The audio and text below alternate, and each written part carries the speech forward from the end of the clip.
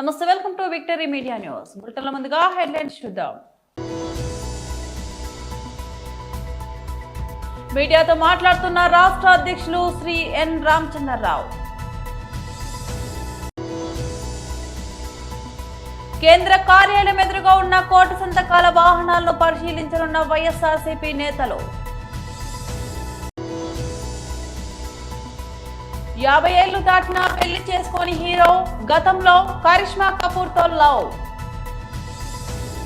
మీడియాతో మాట్లాడుతున్న రాష్ట్ర అధ్యక్షులు శ్రీ ఎన్ రామచంద్రరావు. కాంగ్రెస్ పార్టీ నరేగా పేరు మార్చినందుకు అనవసరమైనటువంటి రాద్దాసం చేస్తూ ఉన్నారు.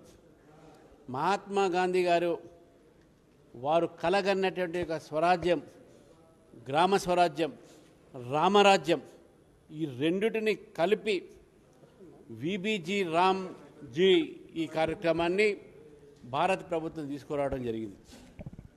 నరేగాలో అంత ప్రేమ ఉంటే కాంగ్రెస్ పార్టీ వారు ప్రజలకు చెప్పాలి, వారు 15 సంవత్సరాలు ఉన్నటువంటి ఒక అధికారంలో కేవలము వాళ్ళు 1,00,000 కోట్లు మాత్రమే ఖర్చు పెట్టారు. కానీ ఈ 10 ఏళ్లలో నరేంద్ర మోదీ గారు వచ్చిన తర్వాత నరేగా కింద 8 లక్షల కోట్ల రూపాయలు ఖర్చు పెట్టడం జరిగింది. వాళ్ళు 1,00,000 కోట్లు పెడితే భారతీయ జనతా పార్టీ ప్రభుత్వం 10 ఏళ్లలో 8 కోట్లు మాత్రం 8 లక్షల కోట్లు ఖర్చు పెట్టడం జరిగింది. నరేగాని సరైన పద్ధతిలో ప్రజల ముందు తీసుకుపోవడంలో బీజేపీ ప్రభుత్వం బీజేపీ ప్రభుత్వం చేసింది. కానీ ఈరోజు దాన్ని ఒక మార్చి దాంట్లో ఫండ్స్ పెంచి దాని యొక్క స్కోప్ పెంచడం జరిగింది. ఎక్కువ మందికి లబ్ధి చెందాలి, ఎక్కువ రోజులు రావాలి. దాంట్లోని 100 రోజుల నుంచి నరేగాలో ఉన్నటువంటి ఒక రోజుల్ని 125 రోజులుగా మార్చింది ఈ యొక్క కార్యక్రమం ద్వారా. నరేగా కార్యక్రమాన్ని మేము మార్చామని అంటున్న మహాత్మా గాంధీ, అరే దీంట్లో రామ్ పేరు ఉంది, రామరాజ్యం అనే ఆలోచనతో కాంగ్రెస్ పార్టీ అయితే చెప్పుకుంటే మేమంతా గాంధీ గారి శిష్యులు అంటే మీరు చెప్పండి, రామ్ ఉంటే తప్పేముంది? మీకు రామ్ ఉన్నందుకు ఆబ్జెక్షన్, మీకు రామ్ ఉన్నందుకు మీరు దాన్ని వ్యతిరేకిస్తున్నారు. కాబట్టి ఈరోజు నరేగా కార్యక్రమాన్ని భారత ప్రభుత్వం పక్కకు పెట్టలేదు. దాన్ని ఇంకా బాగు చేసి దాన్ని పెంచి స్కోప్ పెంచి నిధులు పెంచి నరేగాలో ఉన్న minimum guarantee days, employment guarantee 100 days ఉంటే 125 చేసి ఈరోజు ప్రజలకు మంచి చేసే ప్రయత్నం నరేంద్ర మోదీ గారు ప్రభుత్వం చేస్తాను. దాని మీద కూడా వీళ్ళు అభ్యంతరం తెలుపుతాను. దాని మీద అభ్యంతరం తెలుపుతూ ప్రజలకు తప్పుదారి పట్టిస్తాను. ఈరోజు కేవలం ఈ యొక్క కొత్త పథకంలో రామ్ అనే పేరు ఉంది కాబట్టే కాంగ్రెస్ పార్టీ దాన్ని వ్యతిరేకిస్తుంది. ఇంకా అల్లానో ఇంకేదైనా పేరు ఉండే వాళ్ళు అపోజ్ చేయకపోతుండే. కేవలం రామ్ ఉంది కాబట్టి వాళ్ళు అపోజ్ చేస్తాను. ప్రజలకు మంచి జరుగుతుంది, బీద వాళ్ళకు మంచి జరుగుతుంది. వికసిత్ భారత్ గ్రామీణ రోజ్గార్ యోజనలో సంబంధించినటువంటి ఒక ఏదైతే విబిజీ రామ్జీ కార్యక్రమం ఉందో ఇది భారతదేశంలో గ్రామీణ ప్రాంత ప్రజలకు మంచి జరగబోతుందనే విషయాన్ని వాళ్ళు గుర్తించాలి. రెండో విషయం వచ్చే వరకు కాంగ్రెస్ పార్టీ ఎంత అబద్ధాలు దిగజారుతుందంటే నేషనల్ హెరాల్డ్ కేసులో అంట సోనియా గాంధీ గారిని, రాహుల్ గాంధీ గారిని వాళ్ళని తప్పు పట్టలేదట. వాళ్ళకి బెయిల్లో ఉన్నారండి. వాళ్ళు కేసు కంప్లీట్ కాలే. వాళ్ళు ఎందుకు అబద్ధాలు ప్రచారం చేసి అర్థం కాదే. బీజేపీ ఆఫీస్ ముందు దారుణాలు చేస్తారంట. తాడపల్లి కేంద్ర కార్యాలయం ఎదురుగా ఉన్న కోటి సంతకాల వాహనాలను సజ్జల రామకృష్ణారెడ్డి గారు, లేళ్ల ఆపిరెడ్డి గారు పరిశీలించి అనంతరం ప్రెస్ మీట్ నిర్వహించారు. సిపిఐ విధానంలో మేము అప్పచెప్తున్నాం అన్నాడు. బాగానే ఉంది. జగన్మోహన్ రెడ్డి గారు కన్నా కన్స్ట్రక్షన్ పూర్తి చేయకపోతే కేవలం ప్రణాళిక పరంగానే ఇట్లా చేస్తే బాగుంటుంది అనుకుంటే, అయ్యా మేము అది చేయలేము, ఎందుకంటే అది కష్టము, ఏదో చెప్పొచ్చు, నువ్వు సాకులు చెప్పచ్చు. నీకు 5 కాలేజీలు పూర్తి చేశాడుగా, అడ్మిషన్లు జరిగాయి, కంటిన్యూస్ నడుస్తున్నాయి. ఇంకో 2 ఇంకా పూర్తి చేశాడు, ఇంకో 3 ఫైనల్. అంటే 10 కాలేజీలు ఆల్మోస్ట్ అయిపోయాయి. నువ్వు ఎందుకు ఆపాల్సి వచ్చింది? కొన్ని ఫైనాన్షియల్ ఫైనాన్షియల్కి సంబంధించి ఎక్కడెక్కడి నుంచి తీసుకోవాలి అనేది కూడా ఏర్పాట్లు చేశారు. నీకు కావాల్సిన మనసు ఉండాలి. ఆ మనసు ఈయనకు లేదు. దానివల్ల ఏం చేశాడు? పీపీఐపీ అనేది అత్యుత్తమమైంది అని అంటున్నాడు. ఈరోజు కూడా దాని మీద మాట్లాడినట్టున్నాడు ఆయన వచ్చేసి. ఎక్కడైనా ఒకటే, ప్రైవేటు ఎవరైనా సరే, ఆయన తన హెరిటేజ్ అయినా సరే, చంద్రబాబు నాయుడు గారు ఉచితంగా చేయడానికైతే చేస్తారా? నిజంగా చేసేవాళ్ళు ఎవరన్నా ధర్మాత్ములు ఉంటే వాళ్ళ డీప్ పాకెట్స్ అంటే కావాల్సినంత ఆస్తుల్ని బాగా సంపాదించి సర్ప్లస్ ఉంటే పెట్టే ఉన్నాయి. చారిటీ హాస్పిటల్స్ ఉన్నాయి, పెద్ద పెద్దవి కూడా ఉన్నాయి. బట్ వాళ్ళు సొంతంగా పెడుతున్నారు. నీ హాస్పిటల్ మేనేజ్మెంటో లేక అక్కడ వచ్చి అడ్మినిస్ట్రేషన్ చూసుకోవడం అవుట్ సోర్సింగ్ లాగానే వచ్చి ఒక హౌస్ కీపింగ్ కదా అవుట్ సోర్సింగ్ వచ్చినట్టు ఎవరు చేయట్లా. ఇంకెవరు వస్తారంటే వాడు రూపాయి పెట్టకుండా లేదా రూపాయి పెట్టి 10 రూపాయలు ఎట్లా, 20 రూపాయలు ఎట్లా, 50 రూపాయలు ఎట్లా సంపాదించాలనేది వస్తారు. స్కామ్ అది, మామూలు ఇది కాదు ఇప్పుడు ఏం చేస్తున్నది. ఇది దాన్ని తను ఏదైనా చెప్పొచ్చు చంద్రబాబు నాయుడు గారు దీనికి సంబంధించి. మళ్ళీ ఈరోజు కూడా అదే అంటున్నాడు. ఆయన ఇచ్చే ఎక్స్ప్లెనేషన్ చూస్తారని జనం చెవుల్లో ఎట్లా ఇంకా పూలు పెట్టగలని ఎట్లా అనుకుంటున్నాడు అర్థం కావట్లా. కానీ అది కూడా జగన్మోహన్ రెడ్డి గారు పిలుపు ఇచ్చాక ఈ 2 నెలల్లో వచ్చిన రెస్పాన్స్ చూశాకైనా ఇంకా ఆంధ్రప్రదేశ్ ప్రజలను ఆయన ఏమనుకుంటున్నాడో అర్థం కావట్లా. 1,000 సంతకాలకు పిలుపు ఇచ్చి అక్టోబర్లో ఇస్తే ప్రతి ఒక్కరికి తెలుసు, విత్ రికార్డు అందరికీ తెలుసు జనం లేకపోతే ఎట్లా స్పందన వస్తుందని. ప్రైవేటీకరణకు వ్యతిరేకంగా, ప్రభుత్వ వైద్య కళాశాలల ప్రైవేటీకరణకు వ్యతిరేకంగా మొత్తం ఆంధ్రప్రదేశ్ మొత్తం ఒక రెఫరెండం లాగా బహుశా హిస్టరీలో, అట్లీస్ట్ ఇటీవల హిస్టరీలో మనకైతే కొత్త ఫస్టే. ఎందుకంటే ఏపీ చీలిన తర్వాత ఇది ఫస్టే. ఎప్పుడో ఉమ్మడి రాష్ట్రంలో ఒకసారి 80sలో ఎప్పుడో అన్నారు కానీ జరిగింది. కానీ ఇంత పకడ్బందీగా ఇప్పుడు కూడా మీరు మీడియా వాళ్ళు కూడా చూశారు, చూపించాం మీకు కూడా. ప్రతి చోట జనంలోకి వెళ్ళి అయ్యా మీరు ఎవరెవరైతే దీన్ని వ్యతిరేకిస్తారో సంతకాలు చేయండి అంటే మేము చేస్తామని ముందుకు వచ్చి చేశారు ప్రజలు, అన్ని వర్గాల ప్రజలు. దాంట్లో అందరూ ఉన్నారు, ఏమంతా పేదలే కాదు, మధ్యతరగతి వాళ్ళు ఉన్నారు, సమాజ శ్రేయస్సు కోరుకునే వాళ్ళు ఉన్నారు, సమసమాజం కావాలనుకునే వాళ్ళు ఉన్నారు. ఈ ఇన్ఈక్వాలిటీస్ తగ్గితే చాలు, వైద్యం ఇంత కాస్ట్లీ తట్టుకోలేమనేది ఉన్నారు. బాలీవుడ్ లో అందం, ఫిట్నెస్ కు ఎంత ప్రాధాన్యత ఉంటుందో ప్రత్యేకంగా చెప్పనక్కర్లేదు. కానీ దివంగత నటుడు వినోద్ ఖన్నా కుమారుడైన అక్షయ్ ఖన్నా మాత్రం ఇందుకు భిన్నం. 19 ఏళ్లకే బట్టతల సమస్యతో బాధపడిన తన నటననే నమ్ముకొని పరిశ్రమలో నిలదొక్కున్నారు. తాజాగా చాబా, దురంధర్ చిత్రాలతో ఆయన మరోసారి వార్తల్లో నిలిచారు. కెరీర్ ప్రారంభంలోనే అక్షయ్ ఖన్నా తీవ్రమైన జుట్టు రాలే సమస్యను ఎదుర్కొన్నారు. 19 ఏళ్లకే తలపై జుట్టు పలచబడడంతో సినిమా అవకాశాలు వస్తాయో రావో అని తీవ్రంగా ఆందోళన చెందారు. ఆ సమయంలో లుక్ అంటే టాలెంట్ తోనే నెగ్గుకు రావాలని నిర్ణయించుకున్నారు. తండ్రి వినోద్ ఖన్నా నిర్మించి నటించిన హిమాలయ పుత్ర చిత్రంతో అక్షయ్ బాలీవుడ్ లోకి అడుగుపెట్టారు. అయితే ఈ సినిమా ఆశించిన విజయం సాధించలేదు. ఆ తర్వాత వచ్చిన బోర్డర్ చిత్రం ఆయన కెరీర్ కు గట్టి పునాది వేసింది. ఈ సినిమా తర్వాత అక్షయ్ వెన్నుదిరిగి చూసుకోలేదు. క్యారెక్టర్ ఆర్టిస్ట్ గా, విలన్ గా విభిన్న పాత్రలు పోషిస్తూ తనకంటూ ఓ ప్రత్యేక గుర్తింపు తెచ్చుకున్నారు. దిల్ చాహ్తా హై, హమ్రాజ్, రేస్, దృశ్యం 2 వంటి చిత్రాలు మంచి పేరు తెచ్చిపెట్టాయి. సుమారు 3 ఏళ్ల విరామం తర్వాత చావాలో ఔరంగజేబు పాత్రలో అద్భుతంగా నటించి ప్రశంసలు అందుకున్నారు. తాజాగా దురంధర్ చిత్రంతో అతడి పేరు మరోసారి ఘనంగా వినిపించింది. ఇక వ్యక్తిగత జీవితానికి వస్తే అక్షయ్ ఖన్నా లైమ్ లైట్ కు, పార్టీలకు దూరంగా ఉంటారు. 50 ఏళ్లు వచ్చినా ఆయన ఇంకా పెళ్లి చేసుకోలేదు. గతంలో నటి కరిష్మా కపూర్ తో ప్రేమలో ఉన్నప్పటికీ అది పెళ్లి వరకు వెళ్లలేదు. 28 ఏళ్ల తన సినీ ప్రస్థానంలో అక్షయ్ సుమారు 167 కోట్ల ఆస్తిని కూడబెట్టినట్లు అంచనా. మహాత్మా గాంధీ ఉపాధి హామీ పథకం పేరు మార్చుతూ మోదీ ప్రభుత్వం పార్లమెంట్ లో బిల్లు పెట్టడాన్ని వ్యతిరేకిస్తూ పెద్దపల్లి జిల్లా గోదావరి కనిలో కాంగ్రెస్ శ్రేణులు నిరసన చేపట్టారు. ఈ మేరకు ఎన్ఎస్యుఐ అధ్యక్షులు దాసరి విజయ్ ఆధ్వర్యంలో కాంగ్రెస్ పార్టీ, ఎన్ఎస్యుఐ నాయకులు నల్ల బ్యాడ్జీలు ధరించి ప్రధాన చౌరస్తాలోని గాంధీ విగ్రహం ముందు బైఠాయించి దేశ్ కో బచావో, మోడీకి హటావో 100 రోజుల జాతీయ ఉపాధి హామీ పథకం పేరు మార్చే బిల్లును కేంద్ర ప్రభుత్వం విరమించుకోవాలంటూ నినాదించారు. ఈ సందర్భంగా కాంగ్రెస్ పార్టీ నాయకులు మహంకాళి స్వామి, దాసరి విజయ్ మాట్లాడారు. భారతదేశంలో పేద బడుగు బలహీన వర్గాల కోసం కనీస జీవన ఉపాధి కోసం కాంగ్రెస్ పార్టీ ఆ రోజు జాతీయ ఉపాధి హామీ పథకం పెట్టి, ఆ పథకానికి మహాత్మా గాంధీ పేరు పెట్టి జాతీయ మహాత్మా గాంధీ ఉపాధి హామీ పథకం పెడితే, ఈ రోజు మహాత్మా గాంధీని బయట గొప్పగా మాట్లాడుతున్న ఈ మోడీ ప్రభుత్వం ఈ రోజు దేశంలో ఆయన పేరే లేకుండా చేసేటందుకు కుట్రబన్ని ఈ రోజు విబి జీరామ్జీ అనే పేరు మీద కొత్తగా జాతీయ ఉపాధి హామీ పథకానికి మహాత్మా గాంధీ పేరు తొలగించి ఆయన పేరు పెట్టేందుకు నిన్న బిల్లు ప్రవేశపెట్టడం జరిగింది. బీజేపీ నాయకులందరూ గాంధీ వారసులు కాదు, గాడ్సే వారసులు అనేందుకు నిదర్శనం నిన్న పార్లమెంట్ లో వాళ్ళు ప్రవేశపెట్టిన బిల్లు అనేది ఈ రోజు ఈ దేశ ప్రజలందరూ గమనించవలసిందిగా కోరుతా ఉన్నాం. దేశంలో ఉన్న SC ST BC minority backward people అంతా కూడా ఈ రోజు వాళ్ళందరినీ దూరం కొట్టేందుకు కేవలం అగ్రవర్ణాలను దగ్గర వేసుకునేందుకు మాత్రమే ఈ అమిత్ షా మాటలు విని ఈ రోజు కేంద్రంలో ఉన్న మోదీ ఈ రోజు మహాత్మా గాంధీ పేరును పూర్తిగా తొలగించి దేశ ప్రజలు ఆ రోజు స్వాతంత్రం కోసం పోరాటం చేసి అహింసా పద్ధతిలో స్వాతంత్రం సంపాదించిన మహాత్మా గాంధీ పేరునే తొలగించేందుకు ప్రయత్నం చేస్తా ఉన్న సంగతి ఈ రోజు దేశ ప్రజలందరూ కూడా గమనించవలసిందిగా కోరుతా ఉన్నాం. ఇలాంటి కుట్రలు కుతంత్రాలు ఇది ఒకటే కాకుండా మళ్ళీ ఈ బీజేపీ ప్రభుత్వం అధికారంలోకి వస్తే రాజ్యాంగాన్నే మార్చే పరిస్థితులు తీసుకొస్తా ఉన్నారు.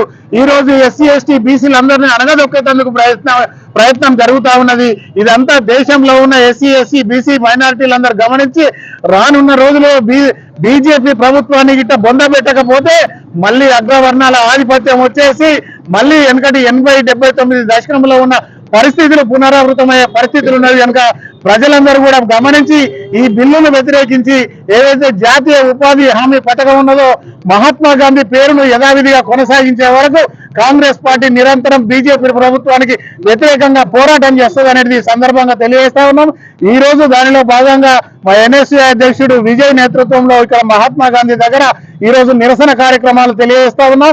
పిసిసి ఇచ్చిన పిలుపు మేరకు నిరంతరం ఈ కార్యక్రమాలు కొనసాగుతాయని సందర్భంగా తెలియజేస్తా ఉన్నాం. ధన్యవాదాలు. హైదరాబాద్ ఇందిరా పార్క్ ధర్నా చౌక్ వద్ద అమీన్పూర్ ఫ్లాట్ ఓనర్స్ అసోసియేషన్ ఆధ్వర్యంలో పలువురు బాధితులు ఆందోళనకు దిగారు. తాము 1985లో చట్టబద్ధంగా కొనుగోలు చేసిన భూములపై ఇప్పుడు అమీన్పూర్ పెద్ద చెరువు విస్తరించిందని అధికారులు చెబుతూ తమను ఇబ్బందులకు గురి చేస్తున్నారని బాధితులు ఆవేదన వ్యక్తం చేశారు. మొదటగా 98 ఎకరాల పరిధిలో మాత్రమే ఉన్న అమీన్పూర్ చెరువు చుట్టుపక్కల పరిశ్రమల నుంచి వచ్చే పారిశ్రామిక వ్యర్థాలు చెరువులో కలవడంతో క్రమంగా 450 ఎకరాల వరకు విస్తరించిందని బాధితులు ఆరోపించారు. మీడియా మిత్రులకు మరియు ప్రభుత్వ పెద్దలకి మా అసోసియేషన్ తరఫున అందరికీ ధన్యవాదాలు తెలుపుతున్నాము. మా సమస్య ఏంటంటే ముఖ్యమైనది అమీన్పూర్ పెద్ద చెరువు. దాని ఒరిజినల్ గా ఉన్నది 1950-1970 మ్యాప్ల ప్రకారం, విలేజ్ మ్యాప్ల ప్రకారంగా 93.15 ఎకరాలుగా ఉన్న చెరువుని గత ప్రభుత్వం వారు తర్వాత ఈ అన్ని డిపార్ట్మెంట్ల వాళ్ళు ఇరిగేషన్ వాళ్ళు కలిపి దాన్ని ఎత్తు పెంచి నీళ్లు పోయే అవకాశాలు లేకుండా అవుట్లెట్స్ అన్ని మూసేసి లోపలికి అక్కడ వచ్చే పారిశ్రామిక వ్యర్థాలు మరియు అన్ని ఇండస్ట్రీలో వచ్చే డ్రైనేజ్ వాటర్ అన్నింటిని అందులో కలిపేసేసి బ్యాక్ వాటర్ కింద అసలు అవుట్లెట్స్ మొత్తం క్లోజ్ చేసి ఇన్లెట్ మాత్రం రోజు ఒక క్యూసెక్ వాటర్ డ్రైన్ వాటర్ వస్తుంది. దానివల్ల మా చెరువుని దాదాపు 93.5 ఎకరాలుగా ఉండాల్సిన చెరువుని 450 ఎకరాల కింద విస్తరించడం జరిగింది. ఈ ప్లాట్ ఉన్న వాళ్ళందరూ పట్టాదారులు, ఎవరి స్థలాలు తీసుకుని కాదు, అన్ని పక్కా రిజిస్టర్డ్ డాక్యుమెంటేషన్. 1985 నుంచి దాదాపు ఎంతో మంది కొనుగోలు. మాకు ఇక్కడ ఒక ఇల్లు కట్టుకునే అవకాశం లేకుండా, మాకు ఏ రకమైన అవకాశాలు లేకుండా చేశారు. మాకు ఈ ప్రభుత్వం వచ్చిన తర్వాత రంగనాథ్ గారి హైదరాబాద్ ద్వారా మాకు ఈ సమస్యకు ఆయన చక్కటి హామీ ఇచ్చారు. త్వరలోనే మీ సమస్యలు పరిష్కరిస్తాము. గ్రామ పట్టాల ద్వారా 1950-1970 ప్రకారంగా గ్రామ పట్టాల ద్వారా ఎన్ఆర్ఎస్ఏ మ్యాప్ల ద్వారా మొత్తం చర్చ పరిశీలించి మొత్తం ఇదే రకంగా చర్చని రంగనాథ్ గారు 2-3 సార్లు విజిట్ చేసి పరిస్థితిని ఏంటంటే అవగాహన చేసుకుని సరైన న్యాయం చేస్తామని చెప్పారు. మాకు గుడ్ న్యూస్ చెప్పారు ఏంటంటే చెరువుని 93.15 5-10 ఎకరాల కింద పెంచో తగ్గించో మీకు న్యాయం చేస్తాము అని చెప్పి మాకు దాదాపు 6 నెలల క్రితం మాకు ఆయన హామీ ఇచ్చారు. అప్పటి నుంచి మేము ఆయన ఒక గట్టి నిర్ణయం శుభవార్త గురించి మేము ఎదురు చూస్తున్నాము. కానీ ఏమైతుంటే కొన్ని దుష్ట శక్తులు, కొన్ని ప్రభుత్వంలో ఉన్న కొన్ని అధికారులు మరి ఏం చేస్తున్నారో తెలియదు. మా సమస్యకు పరిష్కారం జరగకుండా ఎంతో సమస్యగా మాకు అడ్డుకాలు వేస్తున్నారు. మాలో చాలా మంది సీనియర్ సిటిజన్, మా పిల్లలకు 30 సంవత్సరాల నుంచి ఉన్న మా సమస్యకి పరిష్కారం లేక మా పిల్లలకి ఏం ఇస్తున్నాము ఏం చేస్తున్నాము తెలియని గందరగోళ పరిస్థితుల్లో మా తర్వాత మేము దాన్ని పట్టించుకున్న నాదులు ఎక్కడ పోయారు. దయచేసి మాకు ఒకటే సీఎం ఆఫీస్లో మా ఫైల్ రంగనాథ్ గారు అన్ని కోణాల్లో పరిశీలించి అక్కడ ఇచ్చారు కాబట్టి మాకు త్వరలో మాకు న్యాయం చేయాలి.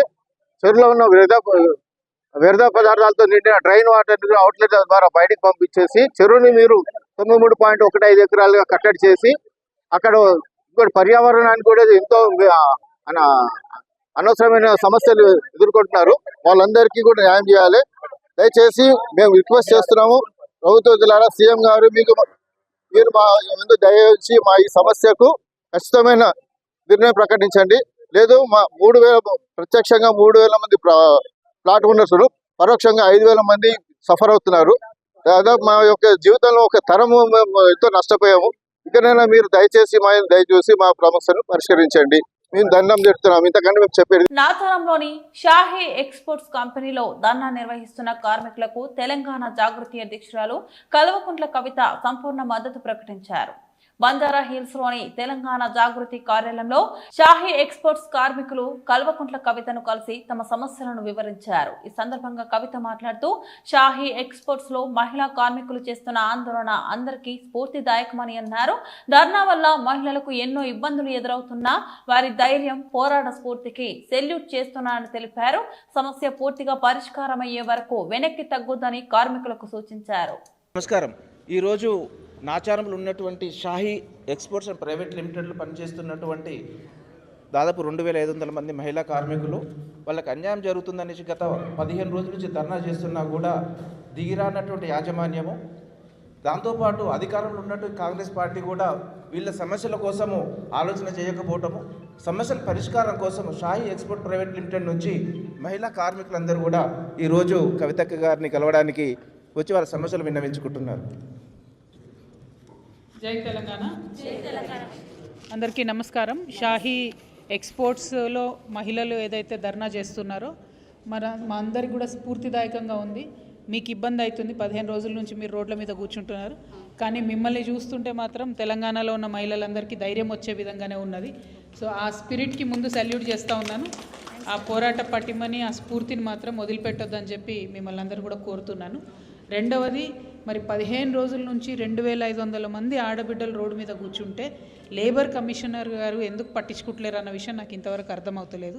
స్టేట్లో లేబర్ మినిస్టర్ గారు ఉన్నారు, వివేకన్న గారు ఉన్నారు, వారు కొంచెం ఆలోచన చేయాలి, వారు ఒక ప్రోయాక్టివ్ స్టెప్ తీసుకోవాలి. అంటే ఎక్కడ కూడా ప్రభుత్వంలో మంత్రులు స్పందిస్తలేరు అనడానికి షాహీ ఎక్స్పోర్ట్స్ ధర్నానే కరెక్ట్ నిదర్శనం. నేను డిమాండ్ చేస్తూ ఉన్నాను లేబర్ మినిస్టర్ గారిని, అట్లానే లేబర్ కమిషనర్ గారిని డిమాండ్ చేస్తూ ఉన్నాను, ఇష్యూ మీద మీరు మాట్లాడాలని. ఎందుకోసం కొట్లాడుతున్నారు ఈ మహిళలు అంటే ఒకటే మాట, దాదాపుగా 9 సంవత్సరాల పైచిలుకు నుంచి కూడా ఏదైతే జీతానికి జాయిన్ అయినరో ఇవాళ కూడా అదే జీతం వస్తున్న పరిస్థితి ఉన్నది. అంటే ఆ ధరలు ఆకాశాన్ని అంటిపోతున్నా కూడా కనీసం జీతభత్యాలలో మార్పు లేదు, డియర్నెస్ అలవెన్స్ లాంటిది లేదు, ఎటువంటి లేబర్ చట్టాలను కూడా అమలు చేస్తున్నటువంటి సందర్భం లేదు. ఇవన్నీ ఉన్నాయి కాబట్టి న్యాయం ఆడబిడ్డల పక్షాన ఉంది కాబట్టి వాళ్ళు ఇవాళ కొట్లాడుతూ ఉన్నారు. మేము డిమాండ్ చేస్తున్నాము, లేబర్ కమిషనర్ గారు తక్షణం వెళ్ళి చర్యలు తీసుకోవాలి. ఈ 2-3 రోజుల్లో ప్రభుత్వంలో కదలిక రాకపోతే మాత్రం జాగృతి నుండి మేమందరం కూడా వచ్చి మీ దగ్గర కూర్చుంటాం, మీకు మద్దతు ఇస్తాం. మేము రావడమే కాదు, ఇంకా అందరినీ కూడా కూడగడతాం, ప్రభుత్వం మీద ఒత్తిడి తీసుకొస్తాం. అల్టిమేట్గా ఈ మొత్తం ఏవైతే లేబర్ కోడ్ చట్టాల్లో మార్పు వచ్చిందో ఇవన్నీ కూడా మీ దగ్గర ఉన్న సంఖ్యను చూసుకుంటే మీకు న్యాయం జరగాల్సిందే. ఇప్పుడున్న లేబర్ కోడ్ చట్టాల్లో అనేక మార్పులు తెచ్చినప్పటికీ 2,600 మంది అంటే పెద్ద సంఖ్య కాబట్టి మనకు న్యాయం జరగాల్సిందే. దానికోసం మేము మీ వెంట ఉండి ఖచ్చితంగా ఫైట్ చేస్తాం. మా రూప్ సింగ్ అన్న వర్కింగ్ ప్రెసిడెంట్ గారు, ఆయన కంప్లీట్గా కార్మిక వర్గానికి సంబంధించినటువంటి వ్యక్తి, ఆయనకు అనువనువన కూడా మీ విషయాలన్నీ తెలుసుంటాయి. అవకాశం ఉంటే ఈరోజే మీతో పాటు తను వస్తారు. నేను రేపు ఎల్లుండి కొత్తగూడెం వెళ్తున్నాను, ఆ తర్వాత మాత్రం మీ దగ్గరకు వస్తాను. అంత లోపలే మీ సమస్య పరిష్కారం అవ్వాలని చెప్పి నేను మనస్ఫూర్తిగా కోరుకుంటున్నాను. ఎందుకంటే పొద్దున 10 నుంచి సాయంత్రం 6 వరకు మీరు ఉంటున్నారు, ఇది కరెక్ట్ కాదు. ప్రభుత్వము, కార్మిక శాఖ మంత్రి గారు తక్షణమే స్పందించాలని నేను డిమాండ్ చేస్తూ ఉన్నాను. Thank you. జై తెలంగాణ. గత ఎన్నికల తర్వాత పార్టీ ఫిరాయించారంటూ బీఆర్ఎస్ దాఖలు చేసిన పిటిషన్లపై అసెంబ్లీ స్పీకర్ గడ్డం ప్రసాద్ కుమార్ కీలక తీర్పు ఇచ్చారు. 5 ఎమ్మెల్యేలపై అనర్హత వేటు వేయాలన్న పిటిషన్లను ఆయన బుధవారం తోసిపుచ్చారు. ఎమ్మెల్యేలు బండ్ల కృష్ణమోహన్ రెడ్డి, తెల్లం వెంకట్రావు, అరకపూడి గాంధీ, ప్రకాష్ గౌడ్, మహిపాల్ రెడ్డిలపై అనర్హత వేటు వేయడానికి తగిన ఆధారాలు లేవని స్పీకర్ తన తీర్పులో స్పష్టం చేశారు. వారు పార్టీ మారినట్లు నిర్దిష్ట ఆధారాలను పిటిషనర్లు సమర్పించలేకపోయారని పేర్కొన్నారు. ఈ నేపథ్యంలో ఆ 5 ఎమ్మెల్యేలు సాంకేతికంగా ఇంకా బీఆర్ఎస్ పార్టీ సభ్యులుగానే కొనసాగుతున్నారని స్పీకర్ నిర్ధారించారు. ఈ తీర్పు బీఆర్ఎస్ వర్గాలకు ఊహించని షాక్ గా మారింది. కాగా ఇదే వ్యవహారంలో మరో ఇద్దరు ఎమ్మెల్యేలు దానం నాగేందర్, కడియం శ్రీహరిలపై దాఖలైన అనర్హత పిటిషన్లపై విచారణ ఇంకా పూర్తి కాలేదని, అది కొనసాగుతుందని స్పీకర్ కార్యాలయం తెలిపింది. దానం, కడియం స్పీకర్ నోటీసులపై వివరణ ఇచ్చేందుకు సమయం కోరినట్లు తెలుస్తుంది. వారు సమాధానం ఇచ్చాక త్వరలోనే వాటిపై కూడా నిర్ణయం వెలువడే అవకాశం ఉంది. బులెటిన్ ముగించే ముందు మరోసారి హెడ్లైన్స్ చూద్దాం. మీడియాతో మాట్లాడుతున్న రాష్ట్ర అధ్యక్షులు శ్రీ ఎన్ రామచంద్రరావు. కేంద్ర కార్యాలయం ఎదురుగా ఉన్న 1 కోటి సంతకాల వాహనాలను పరిశీలించనున్న వైఎస్ఆర్సీపీ నేతలు. 50 ఏళ్లు దాటినా పెళ్లి చేసుకొని హీరో, గతంలో కరిష్మా కపూర్ తో లవ్. ఇవి బులెటిన్ అప్డేట్స్. మరో బులెటిన్ లో మళ్ళీ కలుద్దాం. అంతవరకు సెలవు. నమస్తే.